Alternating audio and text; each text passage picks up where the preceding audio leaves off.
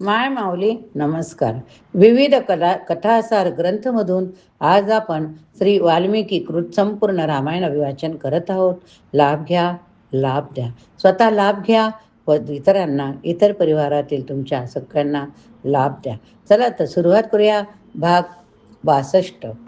युद्धकांड सुरू. श्री गणेशाय नमः. श्री रामचंद्राय नमः. हात जोडून हनुमानाने विचारले. काय विचारले हो? चला तर ऐकूया. तुमची इच्छा असेल तर तुम्हाला फार काळ छळणाऱ्या ह्या विरूप राक्षसींना मी ठार करू शकतो. खरोखर ज्या यातनामधून तुम्हाला जावे लागले त्याचा सूड घेण्यात मला खूप आनंद होईल. मी फक्त तुमच्या अनुमतीची प्रतिज्ञा करीत आहे. दयाळू सीतेने उत्तर दिले. या केवळ मूर्ख सेविका आहेत ज्यांना आपल्या राजाच्या आज्ञा पाळणे भाग पडले. मला जे काही भोगावे लागले ते माझ्या पूर्वकर्मामुळे. किती महान वाक्य आहे बघा. या राक्षस स्त्रिया म्हणजे दैवाच्या हातचे केवळ साधन होत्या. हनुमाना, कदाचित तू हे ऐकले असशील, एक महान व्यक्ती दुसऱ्याकडून आपल्या प्रती केले गेलेले गुन्हे मनावर घेत नाही. त्याऐवजी तो प्रतिज्ञा करतो की कोणत्याही परिस्थितीत दुष्टतेने वागायचे नाही. एकदा एका शिकाऱ्याचा एका वाघाने पाठलाग केला. त्याच्यापासून सुटका करून घेण्यासाठी तो शिकारी एका मोठ्या झाडावर चढला. तथापि त्या झाडावरच्या फांद्यात एक अस्वल विसावले होते. अस्वलाला पाहून वाघाने त्याला पुकारले, हा शिकारी आपल्या दोघांचाही शत्रू. तू त्याला झाडावरून ढकलून दे, म्हणजे मला त्याला खाता येईल.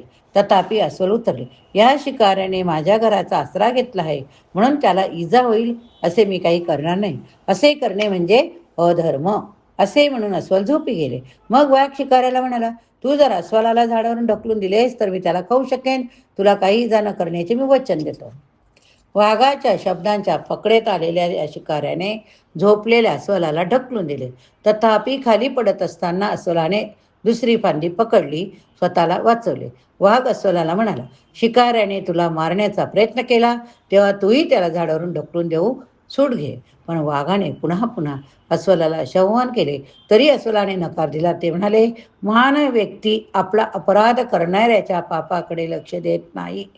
त्याऐवजी कोणत्याही परिस्थितीत दुष्टाशी दुष्टतेने न वागण्याची आपली प्रतिज्ञा तो राखतो. कारण सद्वर्तन हा सदाचारी माणसाचा अलंकार आहे, तो हे जाणतो. अशा तऱ्हेने कानपिचक्या मिळालेल्या हनुमानाने सीतेला रामासाठी काही संदेश द्यायचा आहे का विचारले. ती उत्तरली, मला एवढेच सांगायचे की आपल्याशी एकनिष्ठ असलेल्या भक्तांबद्दल नेहमी प्रेम बाळगण्यासाठी प्रसिद्ध असणाऱ्या माझ्या प्रिय पतींना पाहण्यास मी आतुर आहे. हनुमान म्हणाला, तुम्ही रामांना आणि लक्ष्मणांना आजच पाहू शकाल याची खात्री असू द्या, कारण मला जाण्याची अनुमती द्यावी, म्हणजे आपला संदेश मी विनाविलंब पोहोचवू शकेन. हनुमान रामाकडे आला. त्याने सीतेचा संदेश रामाला कथन केला. सीतेला भेटण्याची रामांना विनंती करून तो म्हणाला, सीतेने खूप सोसले, सदैव आपल्याला पाहण्याच्या प्रतिज्ञेत आहे, तरी कृपया तुम्ही आत्ताच अशोकवाटिकेत जावे. ही विनंती ऐकताच रामाच्या डोळ्यात अश्रू उभे राहिले. नंतर नजर खाली वळून त्याने विभीषणाला आज्ञा केली, स्नान घालून वस्त्रे दैवी आभूषणासह सजवून सीतेला आपल्यासमोर आणण्यात यावे. नंतर विभीषण अशोकवाटिकेत गेला. राक्षसीद्वारे त्याने आपल्या उपस्थितीची सीतेला कल्पना दिली. विनम्रपणे तिच्या पुढे जात विभीषण म्हणाला, रामांना तुम्हाला भेटायचे आहे. मी आणलेल्या पालखीत बसावे. रामाची आज्ञा आहे की स्नान करून वस्त्रे लेवून दैवी अलंकार परिधान करून योग्य दिशेने तऱ्हेने आपण स्वतःलाच तयार करावे. मग सीता स्नानाला गेली. सुंदर वस्त्र परिधान केले. तिला पालखीत बसून रामासमोर आणले गेले. विभीषण प्रथम रामाजवळ गेला तेव्हा त्याने पाहिले की विचारात घडून गेल्याप्रमाणे रामाचे मस्तक खाली झुकलेले. विभीषणाने मग सीतेच्या आगमनाबद्दल सांगितले. तिला त्वरित आपल्यासमोर आणण्याची रामाने विनंती केली. निसर्गतः असलेल्या जिज्ञासेपोटी वानराचे कळपच्या कळप सीतेला पाहण्यासाठी गोळा झाले. विभीषण त्याचे मदतनीस त्यांना मागे रेटायचा प्रयत्न करत होते. त्यामुळे तेथे एक गोंधळ उडाला. हे पाहताच आपल्या शोकांबद्दल असलेल्या अत्यंतिक प्रेमामुळे राम रागावले. त्याने विभीषणाला सांगितले, या वानरांना त्रास देऊ नका. एखाद्या पतिव्रतेला दुर्भाग्याच्या युद्धाच्या वेळी स्वयंवरात, यज्ञकार्यात किंवा विवाहात जनसमूहाने पाहणे काही वावगे नाही. म्हणून वानराची जर इच्छा असेल तर सीतेला त्यांना पाहू द्या. रामाने मग हुकूम सोडला, सीतेला मेन्यातून उतरून माझ्याकडे पायी येऊ द्या. विभीषण सीतेला घेऊन आला. वानर प्रमुखेच्या लक्षात आले की राम रागवलेले आहेत. राम नाराज आहे एवढे नाही तर त्यांनी सीतेला सर्वांसमोर पायी यायला लावले याचे त्यांना आश्चर्य वाटले. रामाची मुद्रा कठोर गंभीर होती. सीता अतिशय संकोचून जणू स्वतःलाच हरवल्यासारखी रामाजवळ पोचली. तेव्हा आपल्या प्रिय पतीचा चंद्रासमान असणारा देखणा चेहरा पाहून तिचे दुःख ताबडतोब नाहीसे झाले. नैसर्गिक तेजाने तिचा चेहरा चमकू लागला. आपल्या प्रियकराला पाहून तिला असीम आनंद झाला. तिच्या कमलमुखातून आनंद दिसत होता. पण राम वेगळ्याच भावना अवस्थेत होते. लोक अपवादाच्या भीतीने रामाचे हृदय व्यथित झाले होते. म्हणून रागीट आवाजात ते सीतेला बोलू लागले, तुला परत जिंकून आणण्याची माझी प्रतिज्ञा मी पूर्ण केली आहे. अशा तऱ्हेने माझ्या अब्रूला धक्का देणाऱ्या रावणाचा मी सूड घेतला.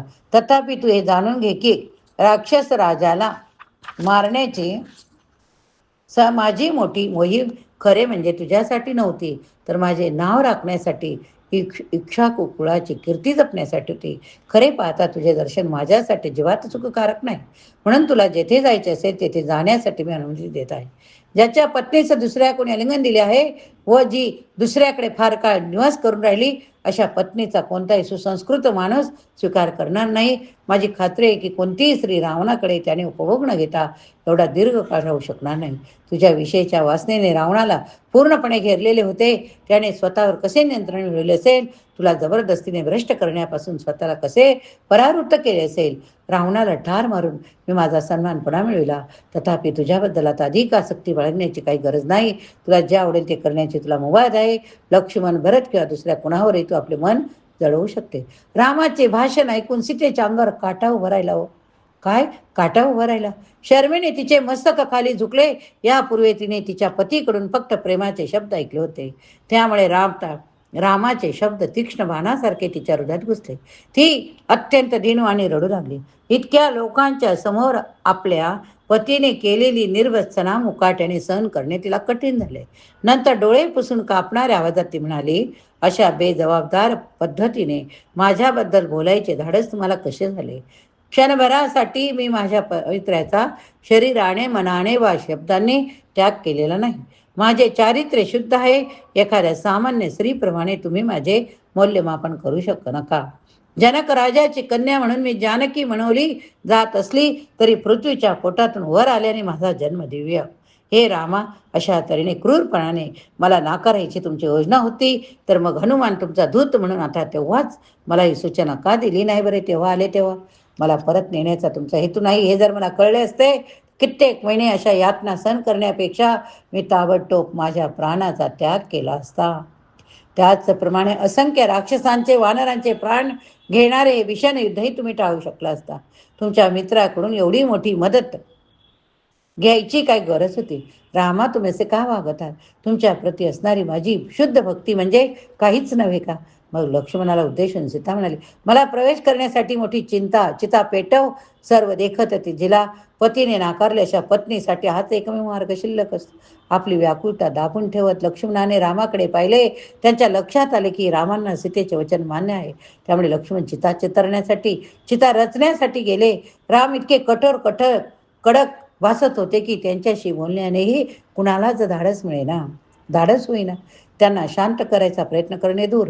जेव्हा चिता रचली गेली आणि ज्वाळा भडकल्या तेव्हा सीतेने रामांना प्रदक्षिणा घातली. नंतर हात जोडून अग्नीसमोर येऊन सीतेने ब्राह्मणांना, देवी देवतांना वंदन केले. तिने मोठ्याने अग्नीची प्रार्थना आरंभली. हे अग्निदेवा, माझे हृदय कधी रामापासून दूर गेलेले नाही. त्यामुळे कृपया माझे रक्षण करा. मी विचाराने, शब्दाने, वृत्तीने कधी रामाशी प्रतारणा केलेली नाही. तरी मी भ्रष्ट असल्याचाही आरोप करतात. म्हणून हे अग्निदेवा, त्रैलोकातील सर्व घटनांचे आपण साक्षी आहात.